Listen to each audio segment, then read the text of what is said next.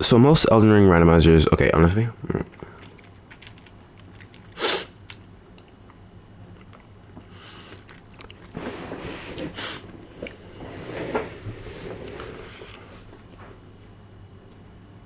Elden Ring.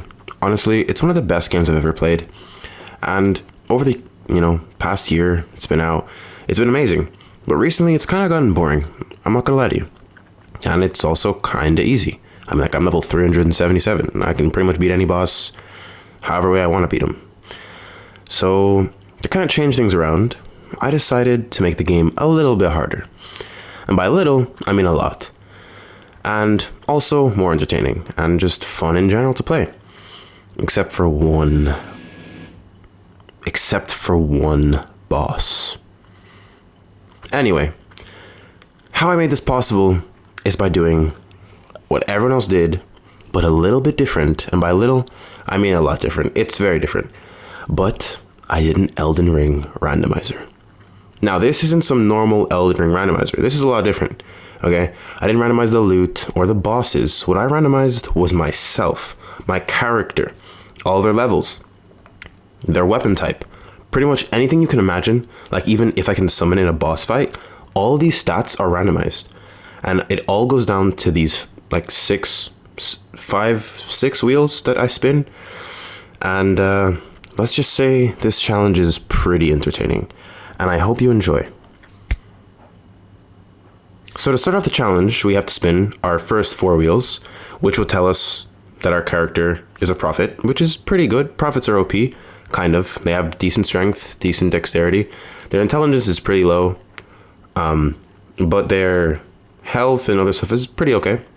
And they also do have high faith, which is kind of annoying, but yeah, it's okay. Anyway, next thing is our keepsake. Our keepsake that's randomized is a stone sword key, which honestly is really useful. Stone sword keys are used to unlock a lot of various different areas in the map, and they can give you some really good loot. One of them is the Mimic Tear, and there's a lot of other really cool weapons and tools I can use from these exclusive areas that can only be opened through a stone sword key. Now, the next thing, the other 2 wheels I spin are kind of useless, but I just did it anyway. My character's male and they're mature. Cool. I mean, I'm a mature male. That's some alliteration. Now we move on to our weapon type. So at first it's a button, but later I turned it to a wheel because I didn't like the button. It's more entertaining to see the wheel spin. Anyway, so we click the button and we get axes. And I think it was an ice something axe. I don't even. Anyway, that means that my weapon type is axes. So anything that says axe as their weapon type over here means I can use it. And that's the first boss I have to beat. Now, let me be very clear here. It's not after I beat every boss that I switch a weapon type. It's after every main story boss. Now, I did that just because I feel like it would be kind of easy and cheating to make it any boss. Because what if I get something I don't like and I just have a queue of really easy bosses that I can just kill so I can just switch the weapon type? You know what I mean? Now, this does limit the amount that I get, but it's still entertaining to kind of anticipate what I'm going to get next for the next main story boss. So we start off with axes. Now, like I said, axes are pretty good. Their range is minimal, but they do a decent amount of damage. And Margit is the first boss, so it's pretty easy. Now, I do need to get the axe. Now, you can get one from the Round Table Hold by talking to Melina a couple times, and then she'll invite you, and she'll bring you there, and you can get an axe from the Twin Sister Maidens. Now, the Twin Sister Maidens are really, really good. You can give them bell bearings, and you can buy infinite amount of different things, and we'll be talking about them later on. But in the beginning, we can mainly focus on getting the axe. So I need to go get some runes first. So I go to the grave sites around them grave and grab the runes from their bodies.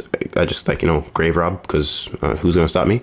Anyway, I go get the runes. I go then to the Round Table Hold and get the axe. Now we have our axe, but we need to upgrade it. So I decided to go get some smithing stones. But it's not really going too well. And I was kind of getting bored just running around the map looking on the wiki where smithing stones are. So I thought, hey, let me get the bell bearing. So I go to Liurnia, do the skip, and I get to the cave where the bell bearing is. Now, honestly, it was a really easy fight. I'm not gonna lie to you. I beat the boss, got the bell bearing, went to the Twin Sister Maidens, bought a bunch of smithing stones, and upgraded my axe to I think like plus 6, 10. I don't really remember. Anyway, now we started now we start our Margit fight. Now, before I even went to the round table, I got the Grey Sight and I spun the wheel to see if I can summon. And I couldn't. So it's just me versus Margit. Now, honestly, it's not too bad. I think it's a very fair fight to do by yourself. So that's what I did. I fought Margit by myself. And honestly, I kind of smacked him up. And he also smacked me up a lot more. So in the end of the day, it took me a good bit to beat him. But I think I did a decent job. Because I only had an axe. And I didn't want to use too many overpowered weapons. Anyway, so after beating Margit, we then go to Godric. And now I click the button for the last time, because the next time we click any button, it's going to be to spin our wheel. So we click and we get a shield. And I then thought, hey, this is just dumb. So before I even did this challenge with you guys, I was doing it with my friends. That's where this all started with. That's where this all started.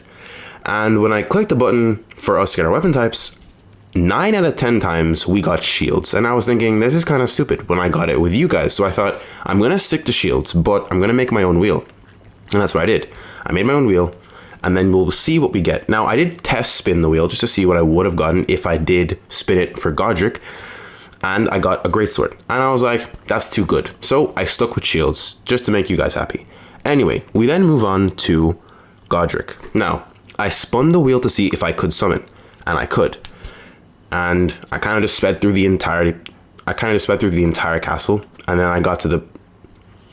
So to start off with Godric, I went and I just sped through the entire castle, got to the Grey Sight, spun the wheel to see if I can summon, and I was able to. So I was very happy. Now, I do know that you can get a helper, Nepheli, I think that's her name.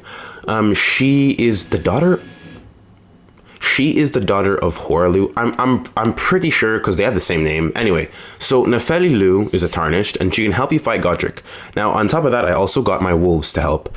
The ones you get from talking to Ranni, because god damn. Anyway, so we move over to the boss fight with Godric, and it's pretty easy. I beat it on my second try, okay?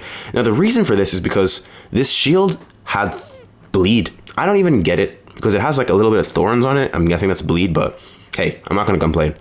Now, I'm not too sure if I was able to, if the shield was, I think it was a light shield, but it was a shield, and I stuck with it. So everything's cool. Anyway,